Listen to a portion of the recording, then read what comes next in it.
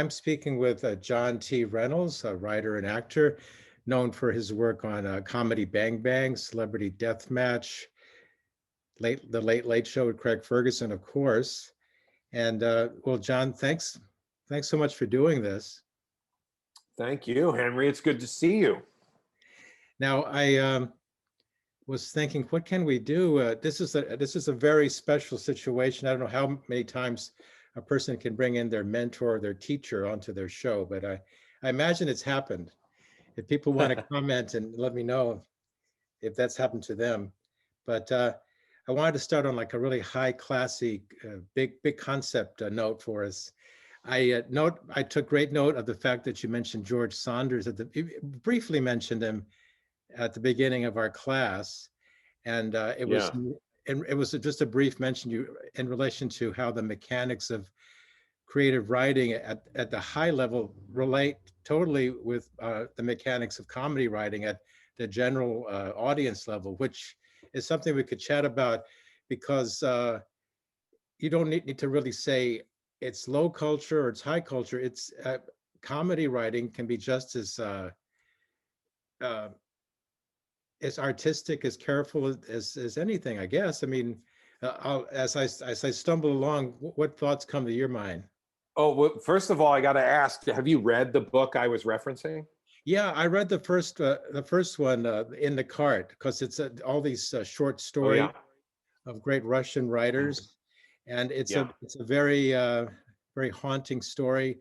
And he alternates by having you read one page, and then he talks about it, and you think, well, is this really going to work? But it's you feel like you're there with the instructor, as you. Right? Yeah, It's so good. So the book is called A Swim in the Pond in the Rain, which is such a yeah. great line. And he analyzes several classic Russian short stories, like you said. And the first one is In the Cart by Chekhov, Yeah, I believe. yeah. Maria, the uniquely lonely And person. yeah, so it's interesting. I'm actually not done with the book yet. I got about another 80 pages. Okay. And I've just the last one I read, the last story that he analyzes is that I read was The Nose by Gogol, which I had read before.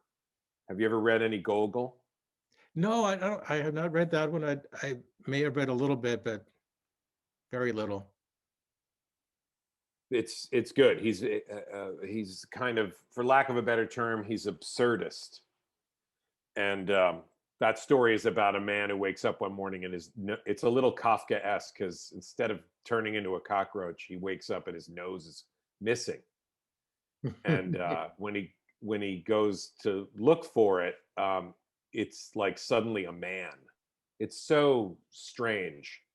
And then I won't ruin it for anybody, but the reason I brought it up in the comedy writing class that where I met you was that even though he's talking about short stories and prose writing, and we're talking in my class, we talk about writing for late night television. He talks about the same stuff that you want in any writing, which is how do you get people to turn the page? Yeah. And that's so important with submitting to late night shows, because we do these things called packets for late night shows, and they can be pretty intensive, and a lot of pages, and you want to be able to have the person who's reading it want to turn the page. And it's the same thing with anything that you ask anyone to read. Those are the same. They're gonna be the same skills. Yeah, you have to hook the reader, have them ask a question, and then keep answering and asking, and keep them hooked all the Yes. way through until they become the character. So it's beautiful the way he Right. describes it.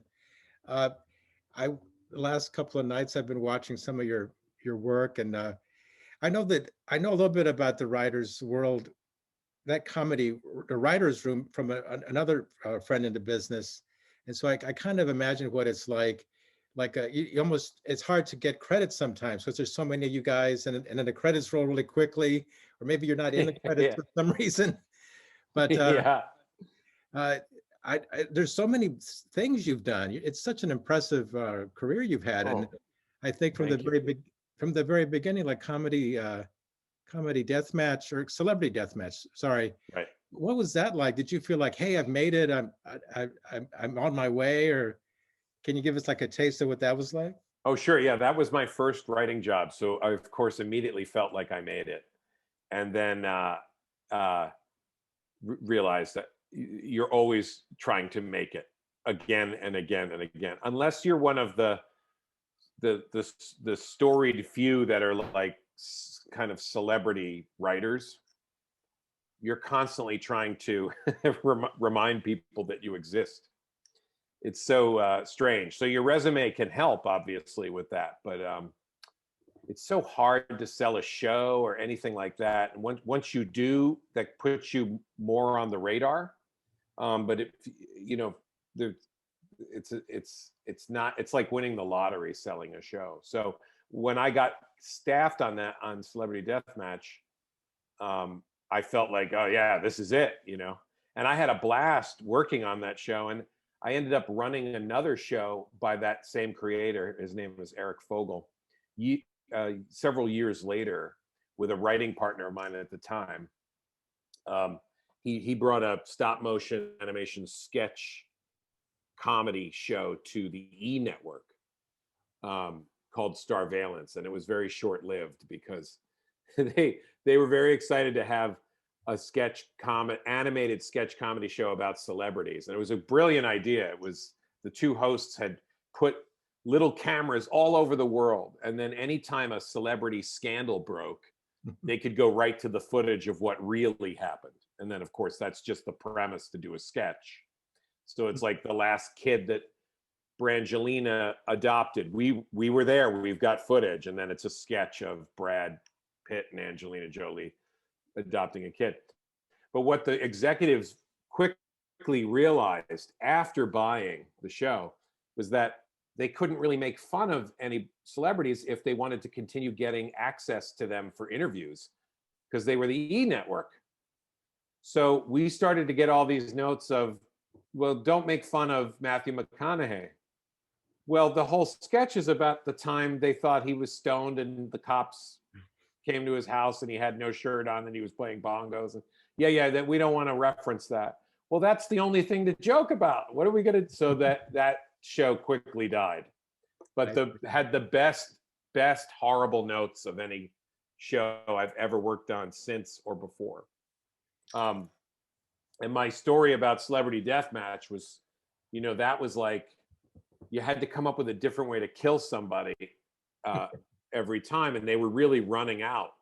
There's only so many ways, And I'll never forget Eric Fogel's the creator, and I was in there pitching, and the episode was Helen Hunt versus Lily Sobieski, which I don't know if anyone remembers, but Lily Sobieski was an up-and-coming star at the time. This is like it was 2000.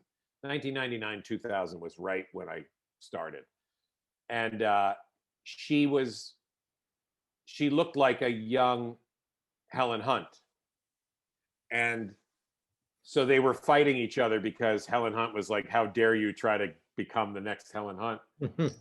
And I came up with this death where Helen Hunt shoves all of Lily Sobieski, they both had long hair at the time, shoves all of her hair in her mouth, so far in her mouth that it comes out her ears. And then Helen Hunt grabs the hair that's coming out of each ear and pulls and turns Lily Sobieski's head inside out, and then it explodes. And Eric went, "We have not had a death like that. That's perfect." And he was so happy, and I felt so proud that I had come up with. But those were the specific demands of that job, and that's what every show is like. They'll have so unique to that show only that you either grok to it and you're good at it, or you're not, and then that's what they usually mean when they're like the person wasn't a good fit for the show, so they left. If you didn't come up with new original ways to kill people, then you weren't going to be a great fit on Celebrity Deathmatch, or you make up for it in another way. You know, you're really good at one-liners or whatever, Mm. so they don't depend on. That's why staffs are so important, because and why diversity in staffs is more important, because you get more perspectives from people who aren't you, you know, and that's just going to give you more ideas. And in a time that where you know, with television, everything is about get it done yesterday. So the more brains working on something, the better. I watched so many different videos this morning to get myself steeped in comedy. And one thing that Larry David said was when he did his show, he was really irritated if somebody was too prepared, or had some jokes already lined up, like I can't think of his, Lewis Black. Lewis Black had like some gems of jokes he wanted to do, but that's the last thing that Larry wanted. You have to be in the moment. And, Yeah. I can show you. Look, I got all these notes, so I'm not I'm in the moment. And at the same time, I have all these things I'd like to ask you. Yes, please. Yeah, I tend to talk a lot, so just cut me No, off. no, it's great. Gives me time to stall and figure out what I want to say. But You're letting me into your journalistic secrets. I know. But one thing I want to make sure to mention was the late night writers room workshop on Laughing Buddha comedy at Laughing Buddha Comedy. My connection to that was I did an open mic back before COVID, and I just had a blast. It was such a beautiful experience. And the audience was, some of them were indifferent, and some were supportive. And at the end, I went around the corner, got some pizza, and the guy who was running it, he said, I like what you're doing, man. Are you going to come back? And oh, I got one of these Laughing Buddha coins, which I guess is kind of good luck and allows me to be Yeah. first for an open mic. So I still have it. I'm going to Yeah. go back and use it. But but one thing that I learned about in the class you did was, well, you didn't point this out, but it just happened, was to not avoid the obvious, because I think that might be, and I might be wrong on this, but all you talked about was topical, topical, topical. That's what we're trying to do. Stuff that's going on in the news. And I think a lot of writers like me want to try to prove how smart they are, how clever, how willing to think out of the box. And I think some of my Yeah. fellow students were thinking kind of along the same lines, so that they'll come up with a really high concept joke. Why not just go for the comedy gold? What's going on right in the news at the moment? Joe Biden just ate a whole pie, whatever it is that's going on, go Yeah. for it. Because that's what I would have Yeah. done in high school when I was super into Saturday Night Live. I'd say, that's a great, I hope they do a Saturday Night Live skit on that. And the fans do that too. They say, are they going to do something on tonight's show? Yeah. So yeah, you can't avoid the obvious. No. And you can't, I mean, this kind of goes back to the George Saunders book. I'm remembering clear now when I referenced it in your class. It was in relation to, as soon as you start telling a joke, the audience or whoever's listening to it is starting to make assumptions. And if you're creating questions with whatever your setup is, you better answer it, hopefully with a joke. You want to answer it with a punchline, or get rid of the question that you're creating. So if you have, that's why in late night, you're always going for what most people know, because they know it already and they don't have any questions about it. Their only question is, what is your take going to be? And that's usually what the punchline is, right? Yeah. So it's tough, because a lot of students come in, and I was like this, and I still have elements of this today, where you're like, I want to be different. I want to be everything you were just saying. You know, I want to be original. I want people to know that I'm original. And you can be those things in the way that you do the joke, but you can't let that affect what the setup is to the joke, or what you're pulling from the news. You know, a lot of times students will grab stuff that just doesn't even sound like news, and it actually is news. It's just buried so deep that they were digging deep so that they would get something that nobody else would find. And that's not going to make it on a show because it's just not, if it's not interesting enough news, they're not going to joke about it. So I always try Yeah. to say, like, the hardest thing is Trump was good. The 4 years of Trump was good exercise for comedy writers because it was a lot of the same shit over and over again that they had to find, the good ones, or the ones who wanted to challenge themselves had to find new ways to make funny, not easy. Also, he is a punchline. So that affects the setups in a weird way that I don't think late night had to deal with before.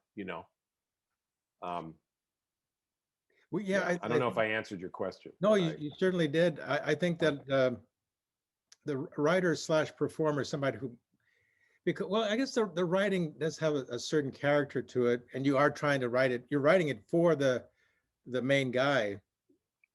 But because I picture some of my fellow students as also wanting to perform, and I guess what I'm thinking is, yeah, keep to the topical as much as you can.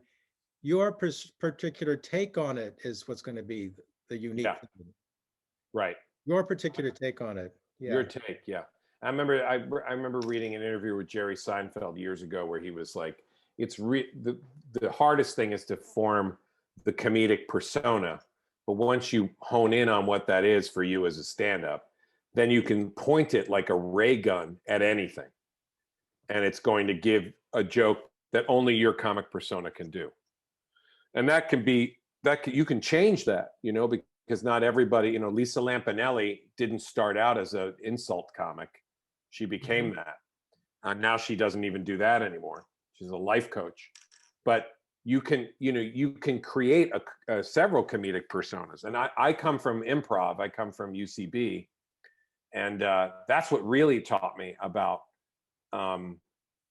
the idea of, like you said before, like, state the obvious. When you walk out on stage in improv, everything is, the second you walk out, everything that's going on is that audience can see, and you've got to either acknowledge it, or if you don't, you better have a good reason why you're not acknowledging it. But you'll see so many times in an improv show, if somebody like makes a weird sound in the audience, they'll reference it. Like I remember shows where I'd be like, let me shut the window, and just go right over to that audience member and then continue with the scene, because it's there, it's in there, it's in your face, and the whole audience is seeing it. That's the same. That I was able to take that into my writing. That was one of the most valuable things about doing improv, because I was a writer before UCB, but I became so much better after UCB and during UCB, because it put me in my body of like, what is this that I'm writing? How is this going to be received? Constantly going back and forth between I quote Scott Dickers a lot, who wrote the co-creator of The Onion.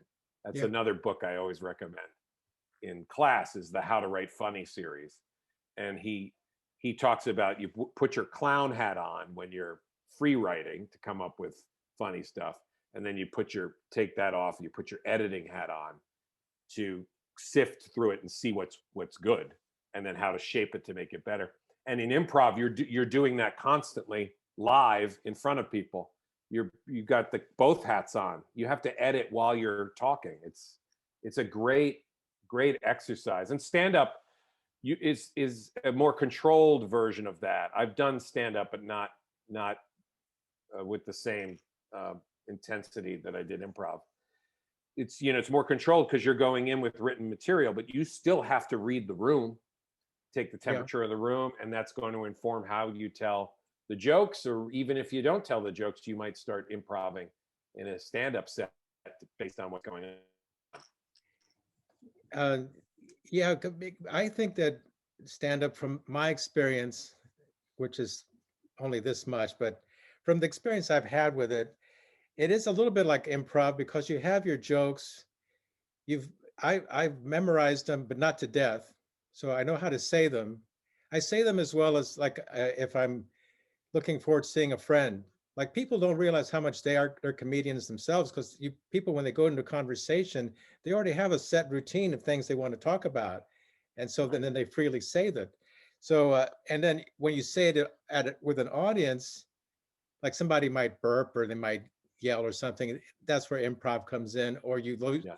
you lose your place, and then you regain it really quickly. You regain it within seconds. It was really kind of weird how quickly I was able to catch myself, and it feels like a lifetime at the same time, but it's not, Yeah. because I saw the video. So I did pretty good for somebody who felt like they were losing it. Yeah. Yeah. Yeah. That's a weird feeling. But I'm gonna bump over here to some of your cartoons. Yeah. Now I gotta say, I just love your background Oh, and and your books. You have a lot of the same books I have behind you. yeah, I noticed that right away when you started your class. This guy's really into comics. Yeah. Yep. I There's a, love comics. there's a lot to be said about the world of comics and the world of comedians, because there's a lot of crossover. I Yeah. know I know a lot of cartoonists who also do a little bit of comedy, and some have made a complete transfer over to only comedy, which is really interesting. Yeah. But we can just go through these. Sure. Uh, and, and they're in a New Yorker, a real New Yorker vibe look to them. I know these are things that you've submitted or considered submitting to the New Yorker. Listen, Yeah. buddy, you got it wrong, and stop telling me to ask you the password recovery question. I love that one. Thank you. Then we wait a few more years and do an animated version of the live action version of the animated feature. And that's funny because it's so true. I mean, I think of the Flintstones, for instance. Yes. God, Wow, all the permutations of that. Jesus. I was really angry when I wrote that one. I can't wait for coal mining jobs to come back. I love the way you drew the windmills, or the wind turbine. Thank you. It's funny you picked this one, Henry, because this got a lot of hate on Reddit, and I think people were really. I mean, Reddit is all about hate, but I like to post stuff there because I will sometimes get good. Like, I didn't understand what this was, and then I'll be like, "Oh, yeah, I should have drawn that this way." Uh, But they were like, "Just what? Why would you want coal to come back? Like, just everything's a fucking." Can I curse on this? oh yeah, Thank you. Everything's a fucking statement now. It's just fuck it it, just fuck, can't be, fuck, man. it just can't be a joke. And it's like there's so many where people. I've got one now about that I posted on Reddit today that is about faux outrage, and Uh-huh. they're just, the comments are, there's not that many, but the ones that are there are like, what is he trying to say? Who does he hate here? Does he hate the right or the left? Why do you need to know what I just look at the cartoon? Does the cartoonist or the writer have to be interviewed before you know whether to laugh or not? Like, Yeah, it's so bizarre. it's that's really the new big thing. It's we had Trump, now we have this, and Yeah, this is what dominates. So, it really does. well, you ants aren't helping. Now I segue over here to here's one more.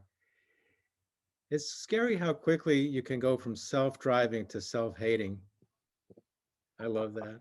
Thank you. Those are all New Yorker rejects. You are correct. Well, you're in a fine group of Mhm. fellow rejects, because I've had that as an ongoing experience, and it's a learning experience, and it is what it is.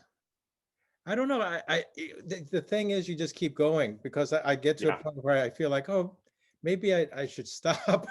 Yeah. And then I think, no, maybe I haven't really tried as much as I think I've tried. Keep Yeah. trying. Have you ever gone in pre-COVID for the sit downs? I did. I did. Oh, you did? Oh, that I want to talk about, because I did that a couple times with Emma, and there were a couple of holds, and which is where they hold the cartoon and then they reject it. In my case, and she's great. I love her. Yeah. Did you meet her? Yeah, she's incredibly gracious person. Very nice. Yeah, very nice. Yeah. So, but I bring in Scott Dickers. I kind of wanted to talk maybe about the power of words and images, and how people like us that are creative people who want to just get our hands in as much as we can in life. We want to do comics, we want to do other things. And here's Scott Dickers. He even says in his book that he feels like he's compelled to have images in there just to make a point more clear. And it's funny that this one here is it's really just supposed to be serious. This is literally just a serious comment he's making, but it's also hilarious in a way. It could be like a New Yorker cartoon. It's kind of sad. It's kind of sad in a way, I guess, but it's true. I mean, that is, I guess, what it comes down to. The majority of people digest their stuff through TV, YouTube videos, and the like, with movies right next to it. And prose has like just a sliver. It's so sad. And he comes from prose. Yeah. The interesting part. And the Onion is so popular, and it always blows me away that people read because of that tiny sliver. Like, I just don't think of people reading anything. Yeah, but it's such a big, it's a strong voice. It's always been a small group of people, but it's yeah. And then this one is hilarious too. Rural instances of laughter breakdown, and he's being serious. Most of the laughter, 90%, is anxiety ridden, or it's just to fill up some space in an office room, just nervous laughter, which drives me crazy. It drives me nuts because I know it's fake. Yeah. Why the fuck are you laughing? It's a law firm. What's so funny? It's whatever it is. It's a dentist's office. It's a architect's firm. Whatever it is, all is laughter, laughter, laughter. Yeah, yeah. That's funny. This is from the first book? Yeah. Yeah. How to Write Funny. He gives crafted comedy 1%, and then crafted prose 0.00001%. That's hysterical. Let me see. Yeah. Wow. I forgot about that. I love how serious he treats it. That's why I love that book. I think that book is so great for that reason. I wish all this stuff had been around when I was a kid, and all these comic strip reprints and stuff. I was obsessed with specifically syndicated newspaper comic strips, and Crazy Cat, like behind you, which I couldn't, when I was a kid, you couldn't find any of that stuff. And Pogo by Walt Kelly. And now the Fantagraphics has these fucking gorgeous reprints. Oh, I know. That I probably, maybe it's good they weren't around when I was a kid, because I probably would have died of a heart attack if I saw this. I had my parents taking me to every old bookstore, a used bookstore, to find out of print Simon and Schuster collections of Walt Kelly's Pogo, because I saw it at the Museum of Cartoon Art in Rye, New York, which had opened up, which was like 40 minutes from where I lived in New York. And my parents had to take me there constantly. And that's the first time I saw Walt Kelly, an original Walt Kelly. And I went, what is this fucking thing? And how do I get more of it? And I remember the museum, one of the museum workers said, there's old out of print books. Some might be in print. And some were. And but then I found everything I possibly could. I pretty much got everything by the time I was 14. And I think I discovered him when I was around 8 or 9. But I was obsessed, and still am. I mean, I'm buying all these reprints, and the reprints are great because he didn't put a lot of the strips into the book collection. So It's a great time to be alive for that stuff. I mean, it Yeah, really is. yeah. Well, yeah, I love Pogo. Not, I guess I wasn't as determined to pick it up, maybe because I couldn't find it. The same with Crazy Cat. At the time, as a kid growing up in the 70s, there was just this one particular book I remember it being sold mass marketly, just a thin collection of Crazy Cats. That was all you could ever find anywhere. I remember that. Yes. I don't think I have that though. There was a Tiger Tea collection, which was the long, um, he did a very long storyline in the dailies about this mystical tea that they find that was very drug related. Really? Yeah. And that was, I think E. Cummings does the forward to it. I have it somewhere in here.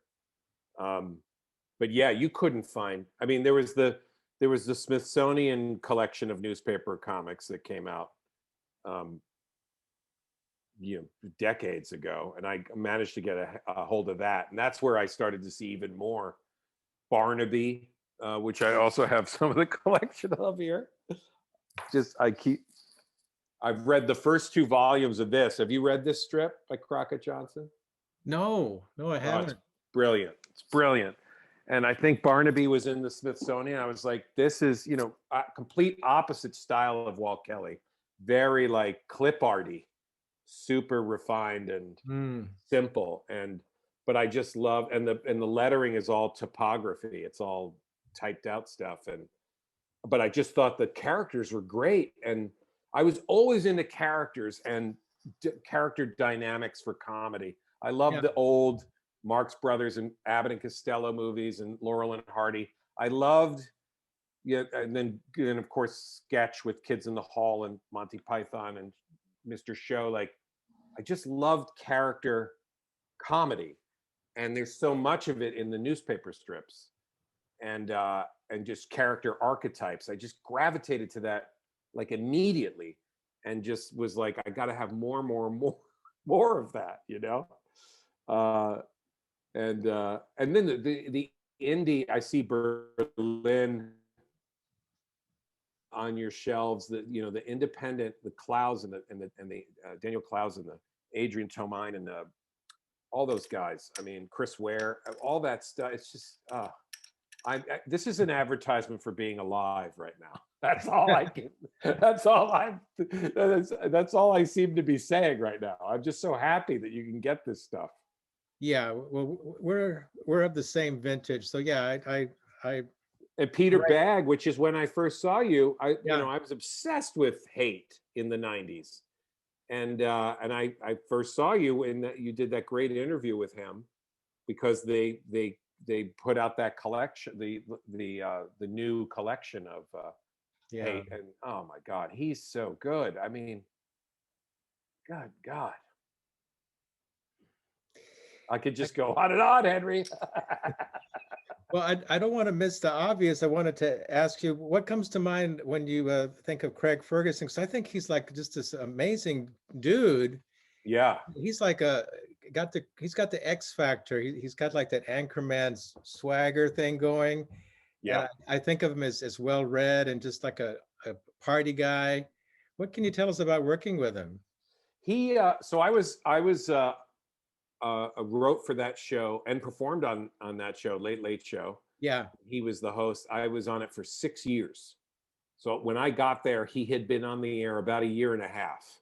So I got to help shape a lot of it in the beginning, and then I left, and then I think he finished like 2 years after I left.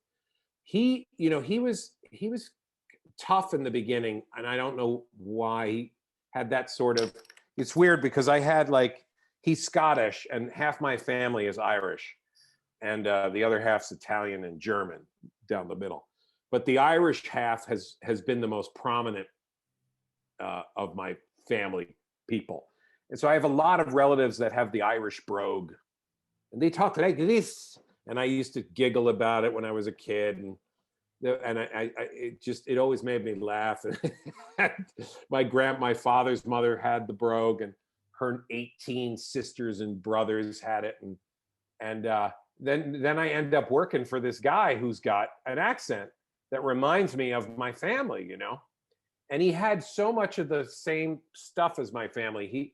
He's a very like he was a moody person. Like I had relatives that were very entertaining and hilarious, like he is. And then it would like a light switch. It'd be like, "Don't talk to me," you know. And then drinking, and he's of course an alcoholic, Oh, recovering, so he had that going on too. So it took him a while. Uh, I would say the first year was it took us a year to really feel each other out. After about 6 months, I started to feel more comfortable on the show. But after about a year, then he was like, I kind of trust this guy.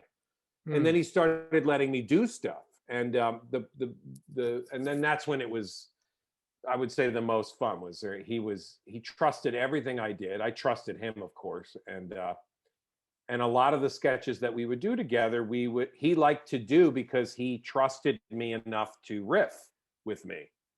And so we would kind of improvise together. And I always thought he was great that way with improv. But like not just improv, but like really just riffing off of something like a like the tiniest of ideas very quickly. He was very good at that, and he was very generous too when, you know, on stage with that. And we had created with another writer there who I wrote a lot of stuff with. His name is Joe O'Brien. Um, he he had come up with the idea that I would play Craig in a sketch where Craig was playing another character, and I would just come in and do a walk on as Craig.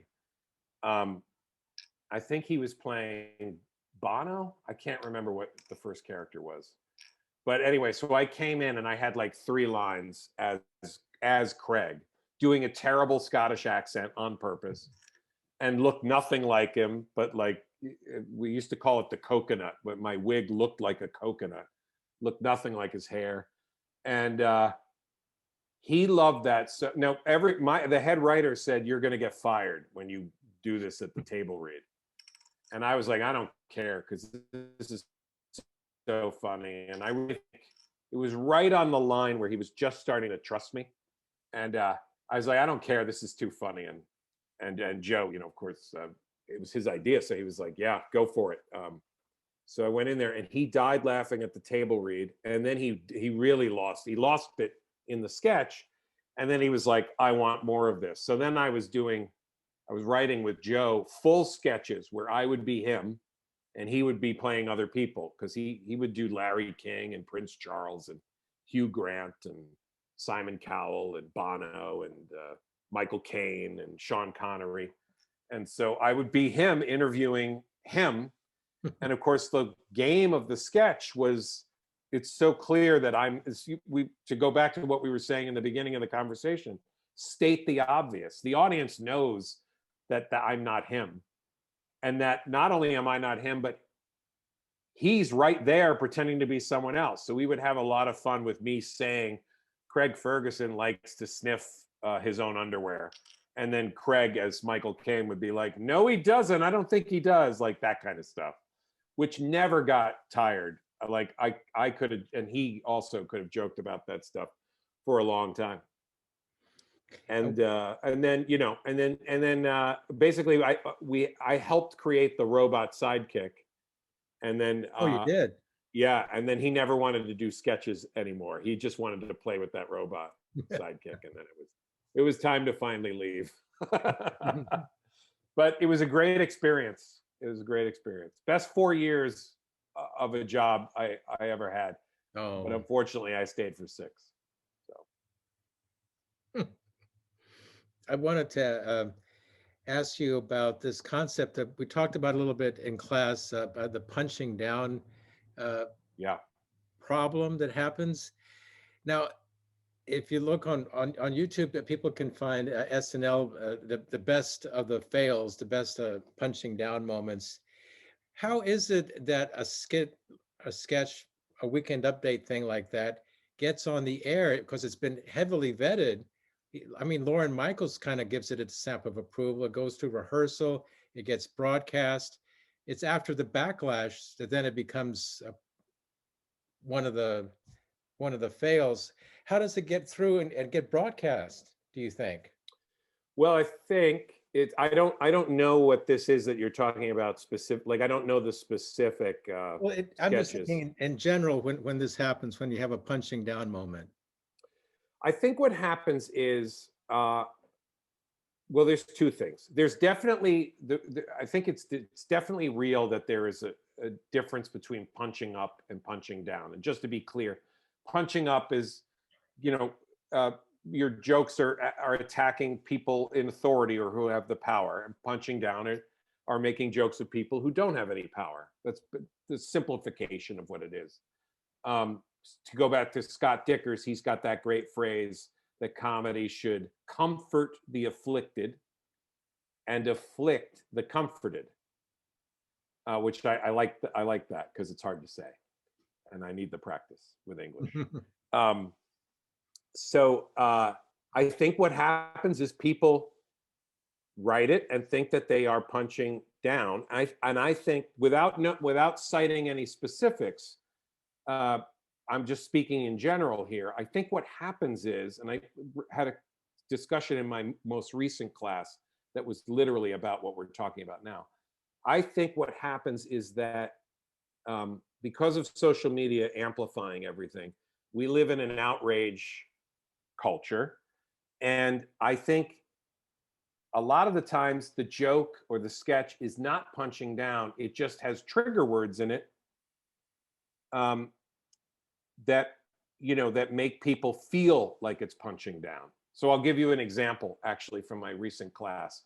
Oprah interviewed Meghan and Harry, right? So a student had a joke, something along the line. I'm going to do a terrible version of the joke because I'm going to paraphrase it. But the setup was about when they mentioned in the interview that Buckingham was concerned about what the color of the child would be, right? Yeah. And the punchline was something along the lines of, in a related story, Prince Andrew says he doesn't care what color the child is that he's dating, because Prince Andrew was the Jeffrey Epstein prince, right? Right. So there was a discussion in the class. Some of the students were not comfortable with the joke. Now it's my opinion, and these all are opinions at the end of the day, right? There's no arbiter about what punching up and punching down is. To me, the joke was punching up because I thought the joke was quite brilliant, even though I'm hatcheting it right now with my delivery of it, because it was doing a couple of things. It was punching up because it's an attack on Prince Andrew, and it's an attack on the hypocrisy of Buckingham, that they care more about the color of the child of this couple in their family than they do about doing anything about this fucking child molester, who's one of their relatives. And it also, I thought, did another great thing, because it was on another layer. It reminded us of Prince Andrew, that he's still out there. He's still not paying for his crimes. And I mean, these are allegations, but they're not in the news anymore. What's in the news instead is that Buckingham is racist. And I always like jokes where the bad guy is like, I'm actually not racist because I'll fuck a kid no matter what color they are. I love those kinds of jokes. That's very National Lampoon to me, because it's a way of it's a way of pointing at the guy without saying exactly you're racist or you're a child molester. It's like saying it in a slightly different way. But I think the students that had an issue with it and they said as much. They don't think child rape should be joked about, and that's what one of them said. And I said, I don't think child rape is being joked about in this joke. I think Prince Andrew is being joked about, and the hypocrisy of the royal family. But you're hearing child rape, and you don't want to hear any more about the joke. You can't hear any more because you're already blocked by it. And I think that's what happens. I think that's what happens with SNL is they go, well, we're going to talk about these things because they're in the news, and they write a joke that probably 9 out of 10 of the smart people that work there go, yeah, this is punching up, but then it's got child rape in it, or it's got something else in it, and that's all anything anybody hears. And so it might as well be punching down, because they think they're joking about the topic when they're not. They're joking about the power players that are related to the topic. And I think, social media has really blurred that line, where it's impossible to have a discussion about stuff because people hear what they want to hear, people mishear, and I used to say in my crazy Irish family that crazy always wins. And that's what we're really seeing with social media, is that crazy's getting to win more and more, because crazy's always the loudest, and crazy is the thing that drowns out everything else. And social media has given a megaphone to knee-jerk crazy reactions. I've done it myself on Twitter. I've been blah, blah, blah, blah, blah, blah. I was talking to a buddy of mine who I love, who's super smart, great comedy writer, and he was telling me how much he regretted when the Jussie Smollett stuff first broke, that he had been attacked by white supremacists in the street of Chicago. My buddy tweeted, "This is awful. How could this happen?" And then he said, when it came out that this was a hoax, he's now has to tweet, I either delete it and write a retraction. And he's like, I have a full-time job. Why am I fucking doing this on Twitter? Well, you're doing it because we live in a knee-jerk reaction world now. And crazy always wins in that situation. Always. Sucks. Well, I have to reveal the fact that I was unclear on the definition of punching down. I thought punching down was more broad. I didn't realize it was specific to your kind of at the expense of somebody less fortunate. That's a major distinction. So yeah. Can I give you a quick cartoon Sure. Example? Yeah.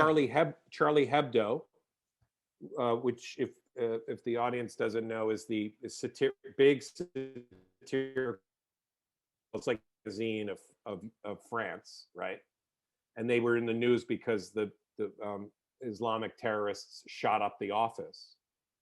A lot of their cartoons make fun of Muhammad and terrorists, like just the idea of terrorism. But then Gary Trudeau, who after the Charlie Hebdo massacre, Gary Trudeau, who does the cartoonist who does Doonesbury, he was in the news because he said, what did Charlie Hebdo think was going to happen? They punched down. And he has always seen what Charlie Hebdo does as punching down, because, and I don't know enough of their work to know if this is true, but I don't doubt, Gary Trudeau's a smart guy and he probably knows where he speaks. But he says that there's a lot of cartoons in there that are just plain old anti-Muslim, not anti-terrorist. And that's where things get tricky, right? Because you don't want to, remember George W. Bush made a big deal after 9/11 of being like, we don't hate Islam. We hate the fringe lunatics. And, Trump blurred that line immediately when he came in. He's like, no, they're all crazy and we're going to ban them from coming in. And that's what Trudeau was reacting off of, which is he believes Hebdo, in a lot of their cartoons and jokes, they were punching down because they were joking about Muslims in general. And that's a good example of the difference, is like, if you're attacking a people, that's usually going to be punching down. If you're attacking, a fringe element that is causing trouble, you're probably punching up. Like, you can attack terrorists, you can't attack the Muslim people. But it's, that target changes too, So it's all tricky. I don't want to keep you too long because there's so much to cover. I don't know. Would you like to chat a little bit about Comedy Bang Bang? something that comes to mind, or the President Show, or maybe Comedy Bang Bang first a little bit? And Comedy Bang Bang is easy. I think that you must have got that off my IMDb because I performed on Comedy Bang Bang, but I oh, never did wrote. you? Yeah, I never wrote for Comedy Bang Bang. I knew some of the writers over there, and they brought me in. It was a show where they were having like a special. It was like an anniversary show that was not a real anniversary. So they were having people back from previously on the show, and I was a character who was a little kid in a sketch they did like 2 years ago, but 2 years before we taped it. And I came back and said hi to Scott and told him, and I got to improvise, which was fun, and they kept a lot of that. That's a great show. I mean, just in general, but Yeah. that's my only story. Is I did I did about 5 minutes of a character on the show. Well, I have to admit, I had never, for some reason, I hadn't watched the show before, but I saw it last night, and I was very, very impressed with it. Like I've been Yeah, missing out. And then the same with the President Show, I kind of took it for granted. Because I'd seen little snippets of it, but then I saw a whole episode, and I thought it's very very artful. Some of the things that come out of Trump's mouth, where he gets more cerebral, yeah, momentarily cerebral in his thinking, yeah. was very impressive. Yeah, But- that all comes from the genius of Anthony Tamianek, who created that version of Trump, and that all came from stage shows at UCB. And I know Anthony from UCB. We both started. I think he came up right behind me, and great improviser, great comedy writer, great actor, very very good, nuanced actor, so great. Last person, and he would be the first person to say this, that you would ever think would make a career out of doing an impersonation of anyone, let alone Donald Trump. But he kind of stumbled into it. And this has been said before about him, his Trump, but his Trump really was more than just a facade of an impersonation. It was really about the psychology of Trump as this victim child. And that's what I thought allowed for the best stuff to happen on that show. Because when they were first, and I sometimes tell this to my class about that show. First of all, for me, that show was so much fun to work on, because having done so much late night, to then do late in this way, which had a weird meta way of doing it, because you've got a guy playing another guy, and at the same time he's sort of winking that I know I'm doing a TV show and I'm joking about myself, but also never breaks character. It was like just different levels of meta that I never would have been able to play with on any other show. And this is the thing I always say in class is like, I got there at around episode 5. So I remember when I got there, I heard about when they were trying to come up with the show, and they had a sketch that never made it to air, that was a desk bit called Woman or Pig. And he would show these pictures of different famous women, and then decide whether they were a woman or a pig. And I think the joke was that they were all pigs. And it was off of something very specific, probably the Rosie O'Donnell stuff. And it failed. They did it in front of a live audience, and it failed. And they realized they can't be Trump. They have to play at Trump. And one of the things that helped them with that was when they realized he was already doing this, but they realized, well, I got to lean more into, I think I'm the victim. And that's where the comedy can come from. So you can't actually go out and do what Trump would think is funny, because no one else is going to think that's funny. And because what is it? It's punching down, right? He's attacking women just for being women. And, but who is the type of person that would do that? Well, this child buffoon, this buffoonish child man who thinks he's the victim all the time. And then it just opened up. I remember one of the jokes I had was he was banning trans from the military, and the joke was that I think a journalist was asking him, you used to be pro-trans and gay, and now you're banning them from the military. And he goes, yeah, and don't attack me, because I'm trans now. I'm transitioning from that old Trump to this new Trump. So I'm also trans, okay? And I wouldn't be in the military either. So you could do that where you would point out what a fucking idiot, dickhead, or abusive asshole or opportunist he was, all from this point of view of I'm the victim. And it opened everything up. It was so much fun. And the problem with that, the only problem with that show was that Trump was president in real life and people were just sick of looking at him. So it actually affected the ratings on the show for that reason, because it came out of the gate doing really well. And then over time, it was like, yeah, we can get the real thing just because this guy's constantly in our face anyway. Yeah. You know, and that's kind of what doomed the show, unfortunately. But so much fun, and I met a lot of great people. That's really interesting, because who knows what that show might be like 10 years from now.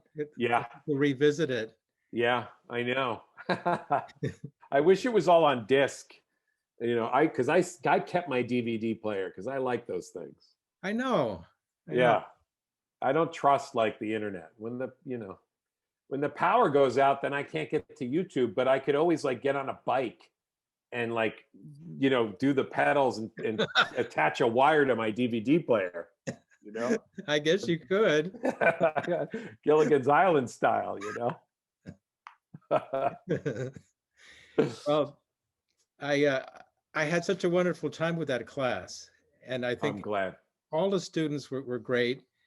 And if anybody wants to be on this show, we can riff on jokes and do stuff, whatever.